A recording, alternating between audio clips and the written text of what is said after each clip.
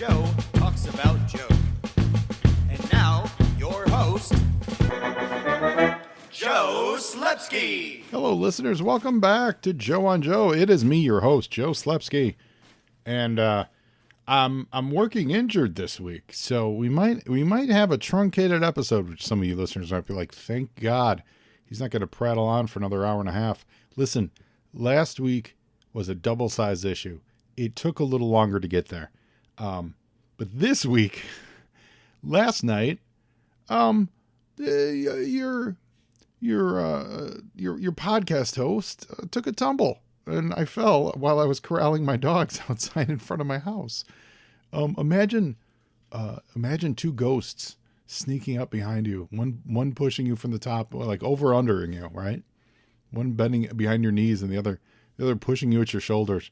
That's pretty much what happened to me last night. And I fell, and I'm having severe rib trauma today. So I can't get much of a breath, is what I'm saying. So I think this podcast will be really, really quick.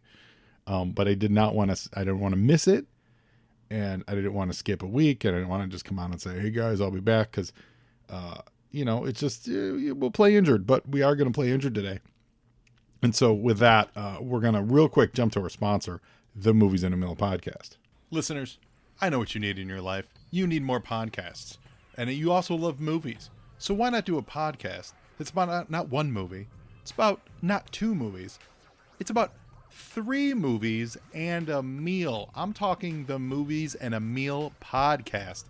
This show is great. It's brought to you by Keith, Brad, and Ben. And each week they bring a new movie to the table, which they all discuss as a group. And it's not, your highfalutin movies. It's What We Do in the Shadows, The Fantastic Four, Rise of the Silver Surfer, and Out of Sight. It's Bad Education, Ghost Rider, and A View to a Kill. It's X-Men Last Stand, Queen Sugar, The Mandalorian, and Major League 2. They are a lot of fun to listen to. You guys know Ben. It's our friend Ben Penseriga. He was a guest on Joe and Joe. In fact, Ben was the very first remote guest that I ever had on this podcast, so he's always got a special place in my heart. I'm really digging this. I just started listening to it last week. It is a lot of fun. They bring a guest in. The guest, I listened to their Heathers episode. They were joined by Kelly, and she went in depth on her favorite movie, which was Heathers, and it made me want to go watch Heathers to watch with them. I really dig it. So guys, find them out there at Movies and a Meal, Twitter, Instagram. Their website is moviesandameal.podbean.com. They put out 1 episode a week. Give them a listen, guys. Support them. Let them know Joe on Joe sent you. I don't think you're going to be disappointed. It is quite entertaining. And now back to the show. They never play injured. They're here for you every week in and week out. Now, while you're on the internet, giving them a like and a follow and a listen, I need you to go to Instagram, Facebook, Twitter. Give me a follow, a like, and a listen at Joe and Joe Pod if you're interested in supporting the show. Help pay for apparently my bruised rib recovery. No, I'm just kidding. But help support the show with becoming a Patreon.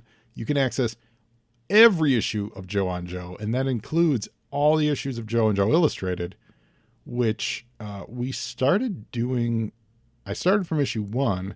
I think we only started doing them on this show on the live stream feed in the 60s. So there's like 60 some episodes of Joe and Joe Illustrated that you can access through the Patreon if you are a supporter. So go to Joe and Joe, or go to patreon.com/Joe and Joe Pod and check it out. Now, guys, this week we're talking about G.I. Joe 101. It's the return of the October Guard. It's a very fun October Guard setup. I like it. I like the Mark Bright stuff. I love the continuation of the Millville stuff. It's a good, solid issue of G.I. Joe. And this issue was on the stands in June of 1990. You were saying? I was saying, Stalker. So we're going to look at other comic books that were on the stands in June of 1990. Over at DC Comics. Oh man, did I miss this last week? Or maybe if I did talk about it last week, I apologize. But it's issue 2 of The Adventures of Ford Fairlane. So awesome. That movie is ridiculous. It's one of those. It's bad, but it's not bad, good bad. It's just bad. But there's legitimately good stuff in it. There's legitimately funny stuff in it. So it's one of those weird movie categories where it's not so bad that it's good, but it's not good, but it's also not bad because you watch it and you genuinely laugh at some places. Gilbert Gottfried's great in it. What's his name? The lead. Hickory Dickory Dock. Wow.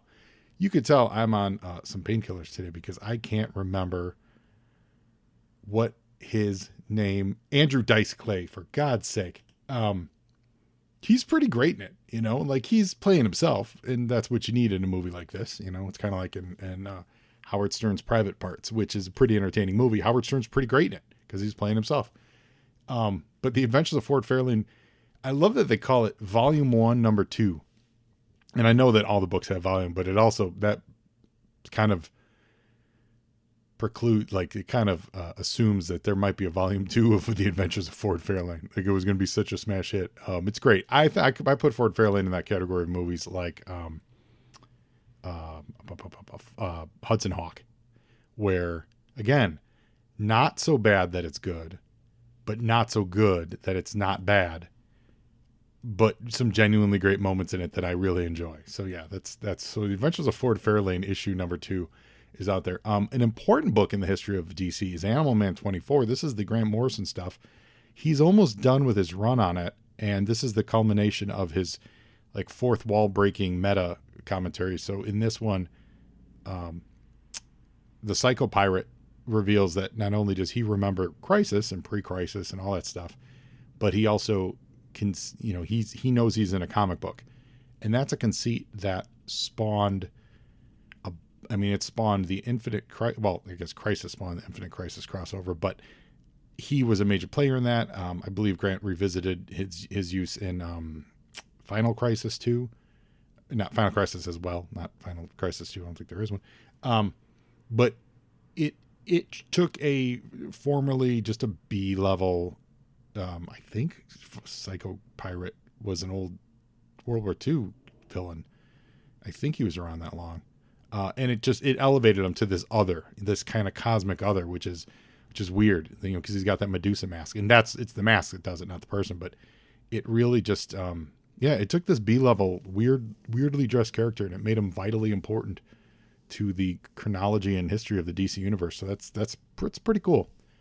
Dark Knight over Metropolis begins in Adventures of Superman number 467. And this is, I believe 467 is the first part, because it's also an Action Comics 654, and it crosses over into Batman.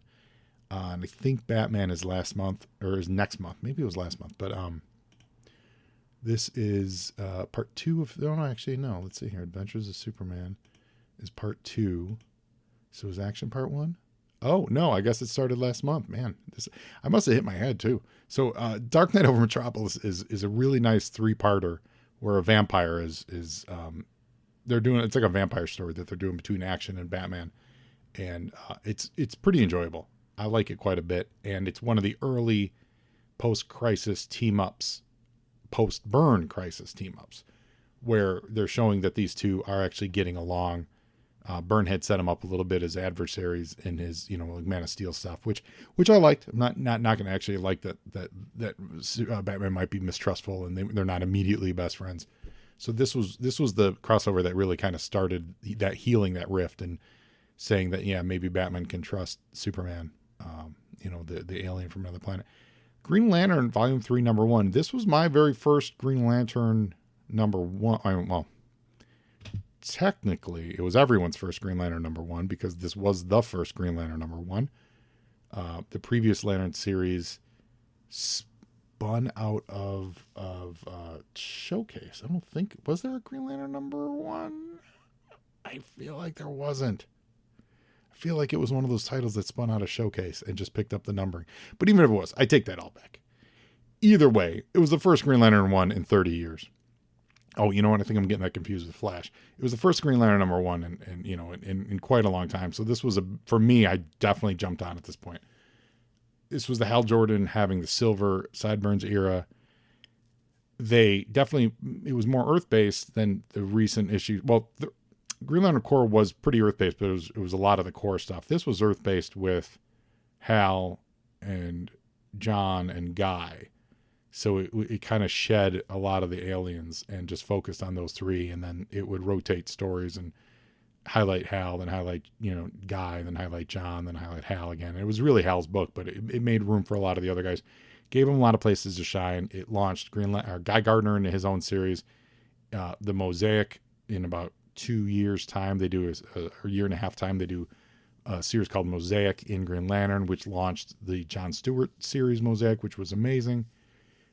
One of the problematic things with this run of Green Lantern, I'm just putting this out there, is it's never going to be collected in any time soon, because the writer of Green Lantern got arrested and tried and is in jail, Gerard Jones, for bad things on the internet. So don't let him babysit. And that's why DC has problems with this era. It's not just because the whole Hal is older and stuff. There's, they gotta pay royalties, and they don't want to pay royalties to, a dude that's currently in jail. So a lot of his stuff, which he wrote a lot of stuff during this era, a lot of the stuff is not, it's problematically collected. Let's put it that way. So just reading between the lines there, heads up.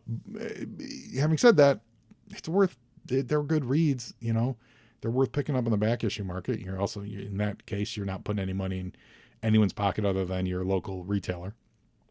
And there's fun stuff. Pat Broderick's pencils are really great in it. And it really sets Guy Gardner up to be a viable hero, instead of just kind of the stooge that he was in Justice League, which I love the stooge, but it really kind of really starts him on his path to someone who could, lead in a series and not just be a B character. Also, starting this month was Hawkworld. Now, I've talked about Hawkworld and how much I love it, and I do, but this issue number 1 was the start of a whole lot of problems with Hawkman, because DC at the time, someone in an editorial told John Ostrander, hey, we want to set this we want to use the Hawkworld miniseries continuity, but set it in modern DC. And that meant you ignored that he was in the Justice Society. You ignored the fact that he would have been in the early days of the Justice League. They just wanted to take this Thangarian cop and bring him to Earth fresh now of 1989 as a police officer Hawkman, instead of the, we'll just say, more barbarian looking Hawkman. And it was it was very confusing if you were to look at a timeline. And this is what eventually led to the kind of incarnation they have today, where the only real way to explain any of this is to say that he's this reincarnated hawk god, spirit, that transcends the universe and stuff, which is kind of where they're settling it. It's being settled right now. Jeff Johns started that. Jeff Johns and James Robinson on the Hawkman series from maybe 15 years ago. And then the recent Hawkman series was really, really good. And it reiterated that. And it made it actually a little more interplanetary and stellar than the Johns Robinson series did. But having said that, though, as a piece, Hawkworld's great, man. I really love it. Trying to remember off the top of my head who did the artwork on it. And I think it's someone I really dig. And it is Graham Nolan. Yeah, that's right. Graham Nolan did the artwork on it. It's really cool. I used to draw this version of Hawkman all over my school books in high school. I really dug it. I just dug that it wasn't feathery, that everything was, it was this mechanical looking thing. Oh, and two things real quick. I said we're going to fly through this, but hopefully I'm not heavy breathing too hard. There's 2 issues that are great. So this is actually a great month for DC, because there's 2 issues that are really strong. First one is real quick, Legion, and this is Legion 89. So this is the modern day Legion of Superheroes book, where Vril Dox is running the police force in space, right? They introduced Largand, which he would go on to become Valor over in the regular Legion of Superheroes. So they were in the Legion of Superheroes, they were explaining how Monel really was Largand in the post-crisis No Superboy continuity, right? And at the same time, the same creator said, hey, we got this Legion 89 book running that's running 1,000 years earlier.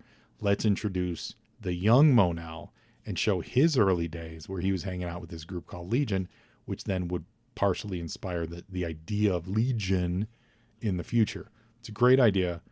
You get to see young Largan run around. It's awesome. I like it a lot. They also used Captain Comet in Legion, and I don't think they've introduced him yet, but they eventually get Captain Comet on the team, which is awesome. He was a B-list sci-fi guy from the 70s that I had one issue of. I think it was an issue of Supervillain Team Up, and I don't know anything about Captain Comet, but it was just like he's like all the powers of a comet. I'm like, I don't even know what that means, but I like it. He had this great big red suit. Anyway, so Legion 16, Legion 89, number 16, has Largand in it. And then one of the coolest books of the month is Justice League America, number 39. It's got that cover with Despero, and this is the new look Despero, where the fin is no longer cutting across like sideways on his head. It's cutting across the middle of his head and like a shark fin. And he's choking John out, and he's got the UN flag as his cape. This I think it's only 2 issues. I feel like I always think it was 3, but I do think it was only 2 issues. And maybe maybe like his arrival was heralded in the previous issue. But these 2 issues of Justice League are awesome. And they're really, they just set up Despero. No, he arrived. No, so he arrived last issue in 38. And 39 is the big fight. And then 40 is, 40 is the aftermath. So really it's 38 and 39, if I remember. And 40 next month, is he kills Mr. Miracle. Now, if you're reading the book, spoiler, it's not really a spoiler because you're reading it, you know it's a robot, Mr. Miracle. But the Justice League does not know that. And Despero is awesome. And he went from this real C-list space villain, like real big time. Remember, he played chess with them on the early, I think it was Justice League number 1. They beefed him up, made him look very much like Thanos or Mongol kind of a thing. And just by rotating his fin, they said like this is like he evolved. And it's great. And the way John beats him, it's pretty great. My girls are excited about it. They also know how much I love Despero. So that's it for... You were saying? Now, over at Marvel Comics, we've got Nebula from the Guardians of the Galaxy. She's given the Avengers what for over in 318. The Black Knight gets a special. And remember, now Dane Whitman's showing up in Eternals. Spoiler, it's not really, I mean, it's been announced for a long time, so everyone knew it was Dane Whitman. This might be a small spoiler. I guess he's not genuinely Black Knight. One of the producers, I think, was trying to get ahead of fan excitement, and they just said, no, he's just Dane Whitman. I think he's an archaeologist or something like that. In the movie, I don't remember exactly what they're making him, but I don't think it doesn't sound like we're genuinely going to get Black Knight. I know I mentioned that on one of the other episodes because I was excited for it, and it sounds like that's not the case. So it still could be awesome. I'm just saying, all you Black Knight fans out there, you might not be shouldn't be as excited as maybe you could be. McFarlane covers continue on Marvel Tales. This is reprinting that amazing Spider-Man Juggernaut fight. That cover's great. The McFarlane cover. Well, so was the Romita cover. The McFarlane cover's awesome. Juggernaut busting through. That looks really good. New Mutants 90. We got another Cable cover. I have this. I'm so happy. Throw this out there. I love movie specials. I love comics that adapt movies because they're never a good fit. It's rare that they make a good comic book just because the pacing's all different and the struggle to make the likenesses look either exactly like or different enough so that they don't have to get pay the license rights. Either leads to stiffness or just awkwardness because then you're like, well, they don't look anything like they did in the movie, so you literally can't win. And the Punisher movie special is great. The Punisher movie, I was just talking with somebody about it, how awesome it is. It's terrible. And this is it's so bad it's good movie. It is terrible. You do a movie with a guy with a skull in his chest. So on the cover of this comic book, he has the skull in his chest. Never wears it in the movie. It shows up on a knife. That is the only place in the movie. You got a character that looks as cool as the Punisher. And I know this was 1989. He wasn't as iconic. I mean, he was pretty iconic, but he wasn't as iconic as he would become, as the 90s progressed, certainly. And now, of course, you can't throw a rock without hitting someone, conflating the Punisher with police. But the Punisher skull has just been abused and used.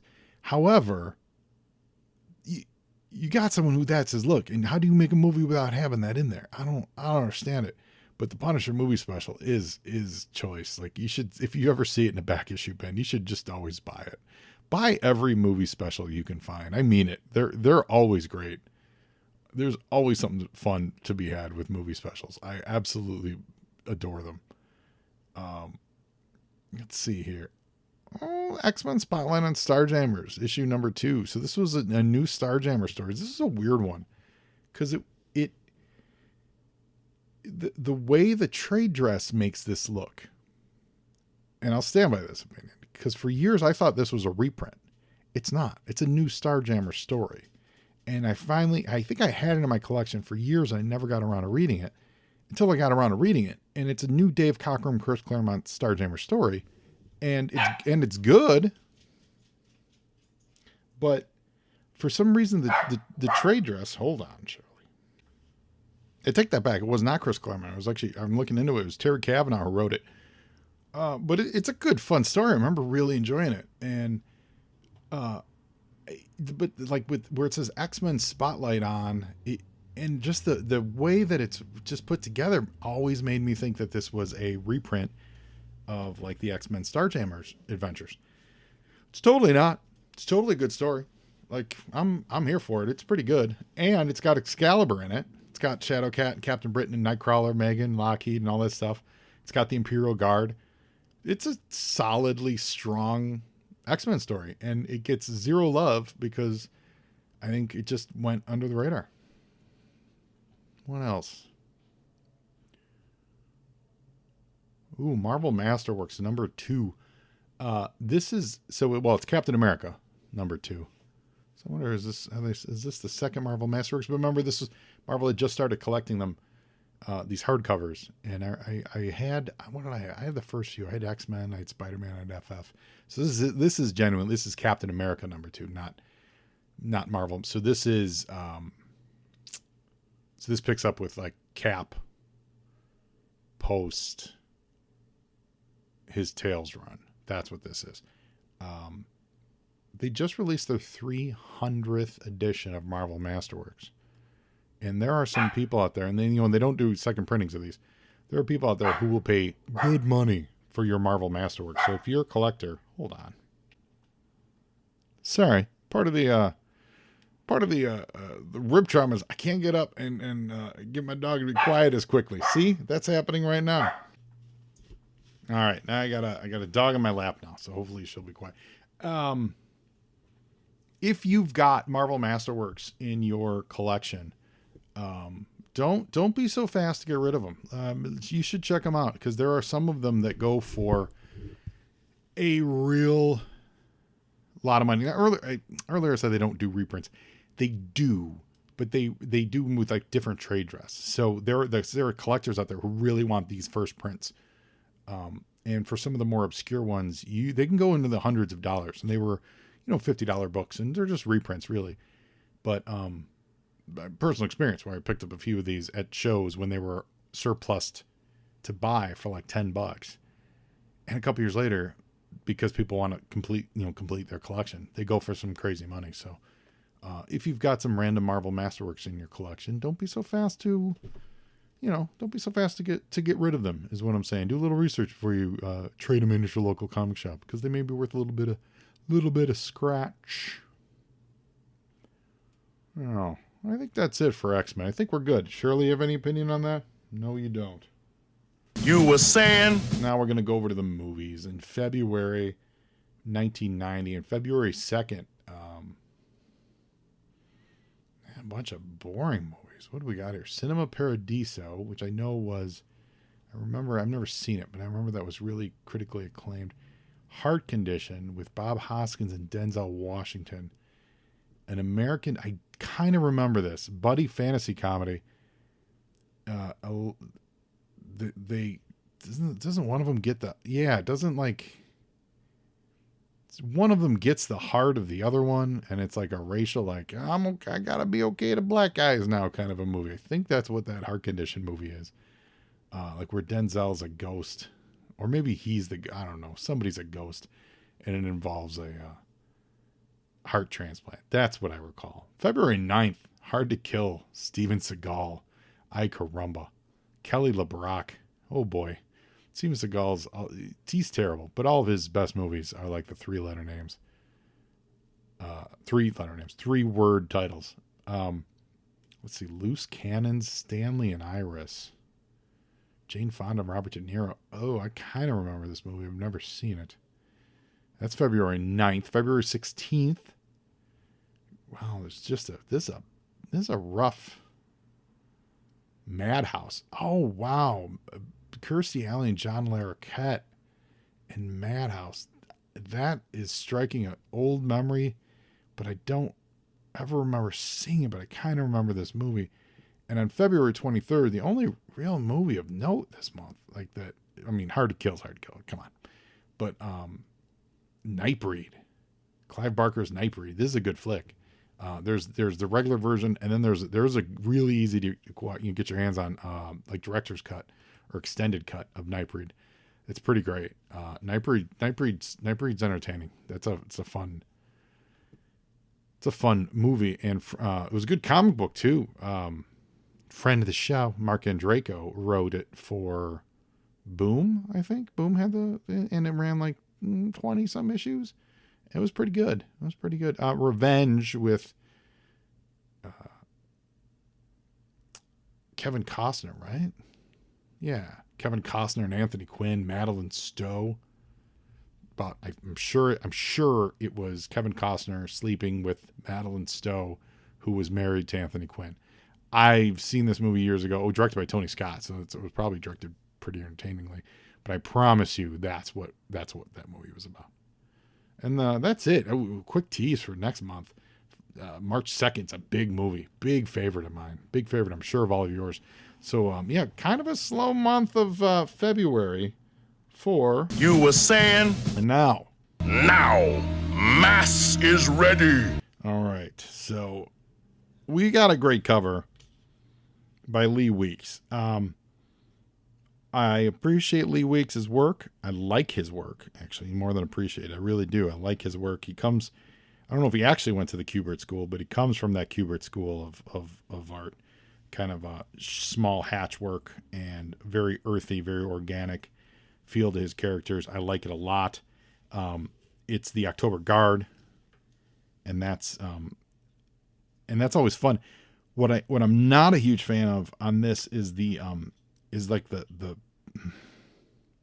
guess the hatch work on the front of this October Guard vehicle that they're driving. If you guys look at this, you see what I'm talking about. It makes me think that this was a smaller picture that they blew up to use on the cover, because it's the middle of the picture of the comic book that's trying to sell this comic book are just hatch marks. Like it's I don't know what you would put there, but it's not very appealing to me. Weird. It's weird. Like maybe I would maybe move the new October Guard slug over the middle of that vehicle to kind of distract from that. And then underneath it, I would put even more text on this one. Say something like, plus Cobra keeps invading Millville, or something like that, or an update on Scarlet, or something along those lines. Because I hope you guys understand what I'm saying, where if you look at this cover, it's this weird, it's not empty space, but it's just this weird blank void space right in dead center of the cover of this comic. So, take that with what you will. I'm excited because Yo, Joe! The very first ad that we have here is for a game called Abadox. Do you have the stomach to battle in the belly of the beast? It's for a Nintendo space horror game. I have never heard of this game outside of, obviously I must have seen this ad, but I don't remember this at all. The ad looks great. Like it's got this painted Euro intestinal heavy metal 2000 feel to it with these really gross looking creatures. That's a great looking cover, but I don't know what Abadox is, but I'm interested in it. Did anyone out there play Abadox? Anyone? So here we go with The New Guard. Larry Hama script, Mark Bright pencils, Randy Emberlin inks, Rick Parker letters, Bobby Chase editor, Bob Sharon on colors, and Tom DeFalco editing in chief.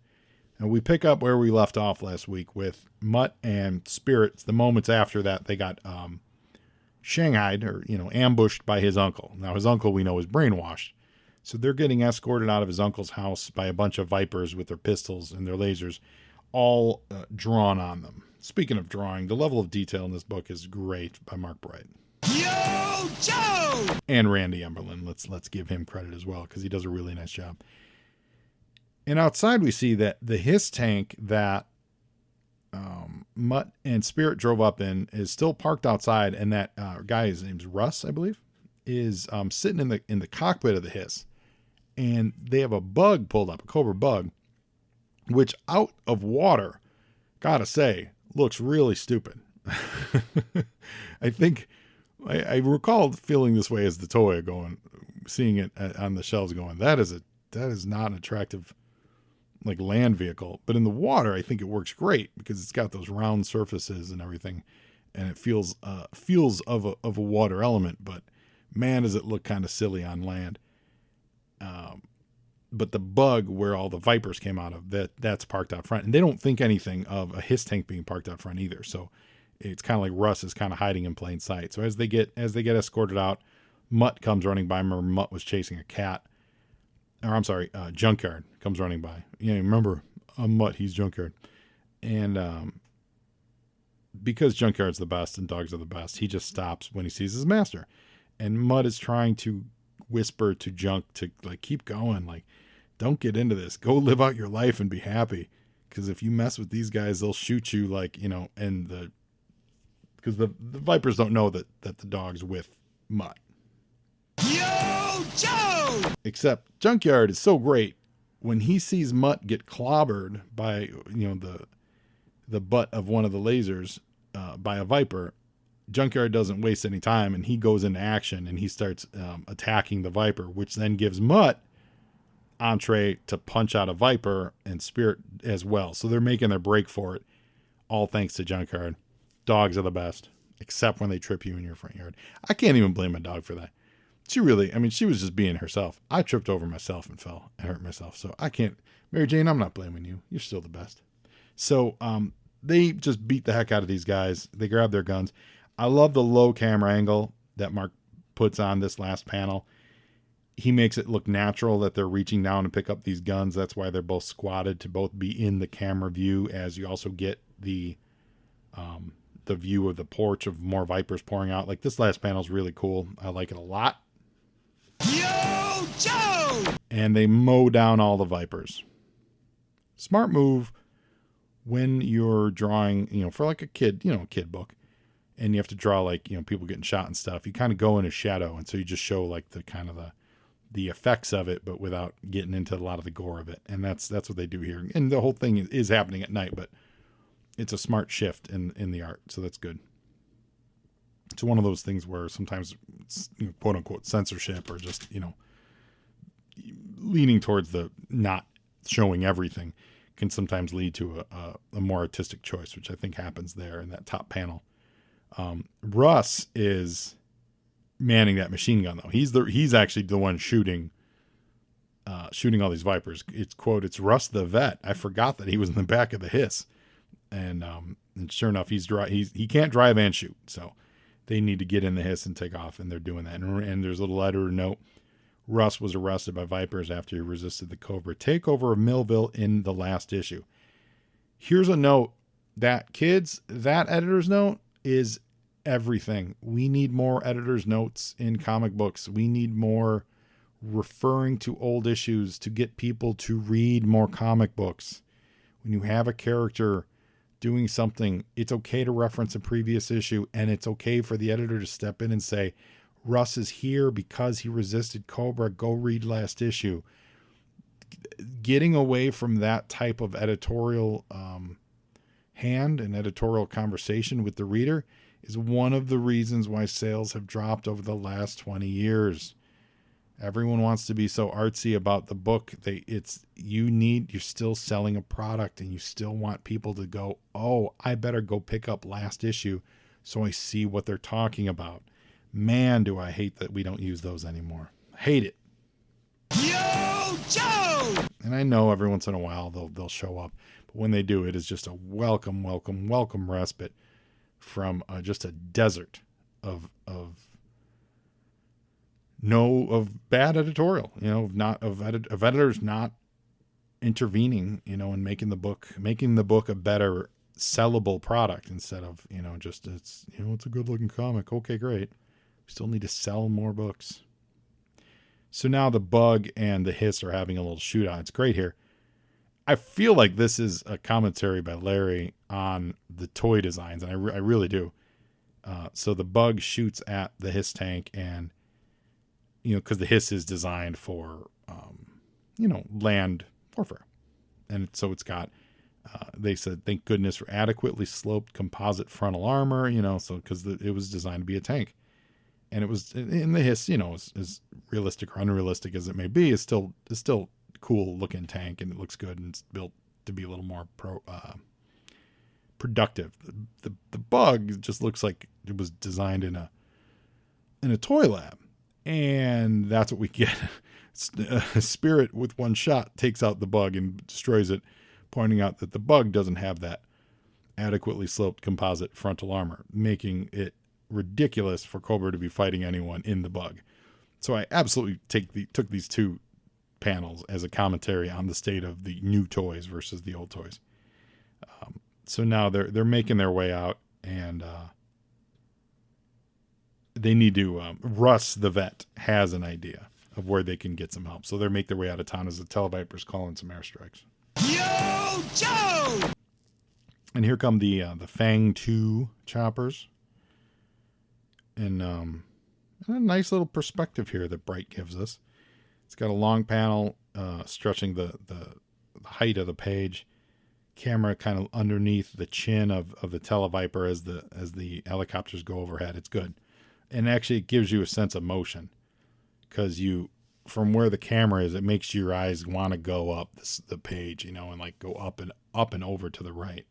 So it works really well. Very smart as well. That's why you draw them flying from left to right, because that's where the reader's eyes are going, so it's cool. I like it.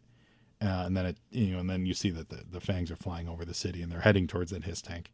The Hiss 2 alone. I like that because we are selling toys, you have to be, everyone's always very precise with what they're looking at.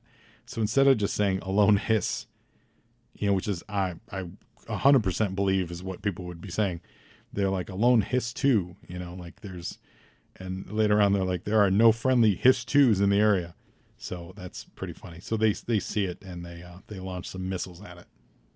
Yo, Joe! And those missiles hit their mark, blowing up that Hiss 2 directly in the middle of the street. However, we learn that the old put it in gear and let it roll trick worked again. This was Mutt and Spirit and Russ the vet basically just putting a brick on the gas pedal and jumping out of the tank, which is pretty awesome. So they're hiding in these buildings, and Russ has a place unlikely to be covered by a Cobra sweep, and there's some people that he's pretty sure can help him out. Yo, Joe! Man, you could have won a $5,000 shopping spree. It's the Black Manta sweepstakes. This is the Wrath of the Black Manta, a new exciting video game from Taito. Man, would I have loved a $5,000 shopping spree, probably a Toys R Us or something like that. That would have been amazing. I wonder, did anyone in the audience ever win anything like that? That would have been great. But meanwhile, we're going to pick up over in Utah, and some follow-up to last issues and the previous couple issues, stuff with the Jugglers. You remember the Jugglers were wanting to shut G.I. Joe down, And we learned that the jugglers were barely stopped by a presidential order. So President Bush 1, issued a presidential order to save the Joe team. That's right, Shirley. But they're only being saved contingent on the proper execution of one more mission. In other words, they got one chance to get it right. And I love that. That's just classic. And basically, we got Lady J, Muskrat, Flint, and Roadblock, and they're going on this top secret mission. Hawk's giving them the deets. They're going to depart tonight. Aircraft's going to land, pick them up. Here's your orders. They're sealed. You'll open them up on the way. And you better do it well, because if you blow this, the future of the G.I. Joe team is shaky at best. Yo, Joe! So now a plane is landing, and it's nighttime, which we're used to dealing with that in these last few Pit adventures, which is great. So this plane is all blacked out, but we see on the tail, it's got a giant red star, and it looks like a C-5 Galaxy. It's in one of those giant transport planes, but it's not. It's like it's configured differently. And Muskrat swears he saw a big red star on the tail, and Roadblock's like, man, the Russian plane couldn't get this far in America. What are you talking about? But then all the guys that are helping them load up their the Joe vehicle are not speaking English. In fact, they're not sure what they're speaking. Yo, Joe! And by the way, the Joes are in the Desert Fox. So as the plane takes off, we learn that they're all speaking Russian. Because here is the new October Guard. Remember, the October Guard kind of got chewed up in Special Missions 26, which we haven't covered on this podcast, so maybe you don't remember. But we're going to get to it. But the October Guard suffered a lot of losses. Foremost amongst those losses is Diana apparently lost her pants. Because Diana's just in shorts and boots and a tank top, which is like, okay, all right, guys, I get it. But everybody else is here. It's Dinah and Dragonsky. And then the new guys are Gorky, Lieutenant Gorky, and Sergeant Misha of the Spetsnaz. And Gorky is from the Black Sea Regiment of the Naval Infantry. So both these dudes are good. And what I like about Lieutenant Gorky is he is a handsome man, and he's not afraid to flout it, as we're going to see in these next few pages. So we're getting introduced to the all-new October Guard, and I love it. I love the October Guard as a concept. They make great foils for the G.I. Joe. They make great partners for G.I. Joe, and especially during that time, the whole detente and tensions with Russia. I don't think the wall had come down yet. Like, there was a lot going on, and so having the October Guard show up as foils every few issues, I just adored. It's just so smart and such a great addition to the book. Yo, Joe! So meanwhile, back in Millville, we learned that basically the guys that are going to save Millville are all the punks, all the local street toughs, and the guys who hate establishment types, and they want to, they just want to hang out and, be a gang and live in rundown cities, and they like it. And that's who Russ the Vet is introducing our guys to. And Mutt doesn't get along too well with him until Russ the Vet intervenes and says, listen, guys, Cubber's promising to give you all sorts of stuff. They give you a job, but it's the job they want you to do. They give you freedom from street crime, but take away your hard-earned liberties. Nobody gives you anything for nothing, and anything you haven't earned isn't worth 2 cents. So Russ is making... I feel like Russ... Yo, Joe! should have been a Joe. Does Russ become a Joe? Please tell me Russ becomes a Joe. I like Russ the Vet. He's got it all, man. He's making his plea. He's talking about these kids being in the youth program that at the community center that he helped out with, and how they need to learn pride and respect and blah, blah, blah. And he convinces them to help the Joes. And he says, I thought you were all rebelling because you didn't want to be like most people. I guess you were wrong. So Russ is laying it on thick, and it works, man. Here's what's cool. This isn't just like a couple panels, but this is a 3-page examination of what it takes to fight for your freedoms because it's this page where Russ storms out, but he's still making his case. Yo, Joe! When we get to the third page of it, and he's talking to Spirit. Now they're gone. They left the kids, but he's talking to them, and he's basically saying, no, man, that's how it is. It's how we gotta lay it on thick, because otherwise you're never going to get through to them. So it's guess it's going to be just us. And finally, Spike and his gang show back up, and they say, Russell, you are one pretentious, nagging windbag with a heinously obnoxious rap, and you still get your haircut like it was 1971, but you don't lie to us, and you don't be dissing us behind our backs. We're with you, dude. You got a plan? And he sure does, because they're going to attack Cobra headquarters. That's awesome. 3 pages to make this like impassioned speech to get people to rise up against their oppressors. Pretty great. Yo, Joe! Meanwhile, we find out that the Joe's mission is going down to Sierra Gordo. Now, this is where most of the October Guard got killed. So they're heading back out there, and they're going to help the Sierra Gordo rebels take their country back from Cobra and Destro. And this is the page where Lieutenant Gorky starts making his moves. And what's awesome is Gorky also has a beret like Flint, and it's the Russian Flint calling Lady J pretty lady, and what we can accomplish, the betterment of relations between our two countries. Like he's just flirting on him, and Flint slides over. So I don't think you two should get to know each other that well. And furthermore, and he's about to have some more to say on it when Yo, Joe! The plane gets rocked by a surface-to-air missile. Now that's a big transport plane, so it takes a lot to take it down. So they're still flying, but they're heavily crippled, and they're heading in. And we see the Cobra gun emplacements, Darklon's running things, and some nice angles here, some nice choices. Like we get the underside of Darklon's transport, like that's where he chooses to put the camera, so we could see even more of the Destro and Grenadier vehicles heading down the road. Like it's nice, it's pretty cool. Yo, Joe! And apologies, I'm flying through this and not spending a lot of time dissecting the pages because I'm finding it hard getting my breath here. So I appreciate you guys. In the cockpit of the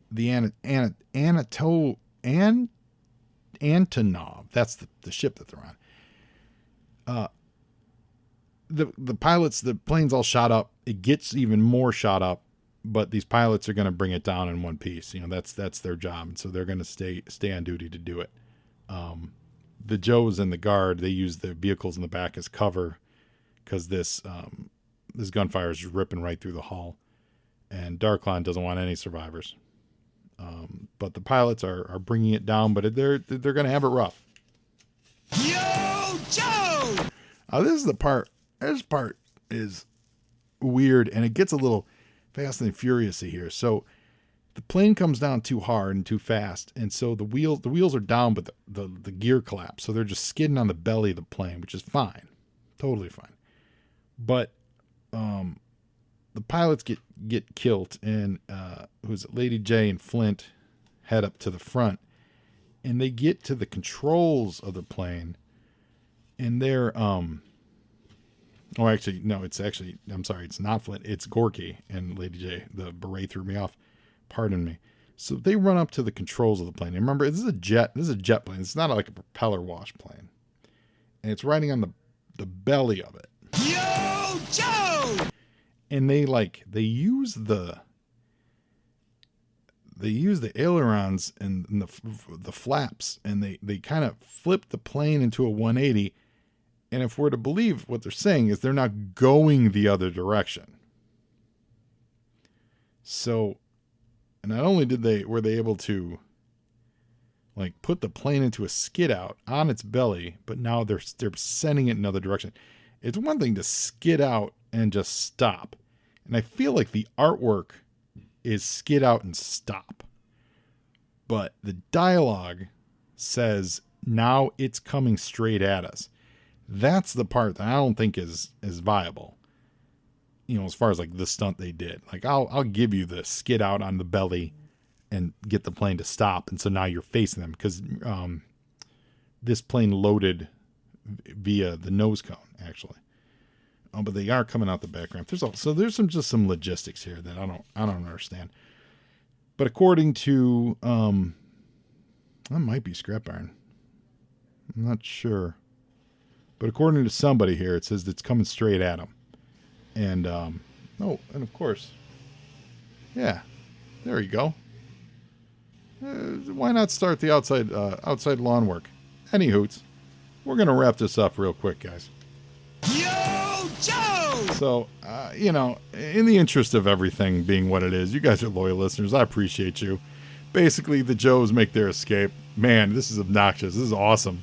This is honestly why I normally do this earlier in the day, because I've run into this before, but I don't have the time or patience. So at the end, we get 2 pages of Snake Eyes, and we find out that Snake Eyes and Storm Shadow are at the bedside of Scarlet. This is awesome. And she's really not doing very well, and her quote-unquote sister, Siobhan O'Hara, attorney at law in Atlanta, Dallas, and Miami, she shows up, and she's going to take Scarlet off life support. What? So that's it, guys. That's all the energy I got in me today. Sorry for all the barking, and now for all the yard work that's happening. More barking, because why not? It is awesome. I love you guys. Now you, Joe. And Joeing is more than half the battle. It's all the battle, baby.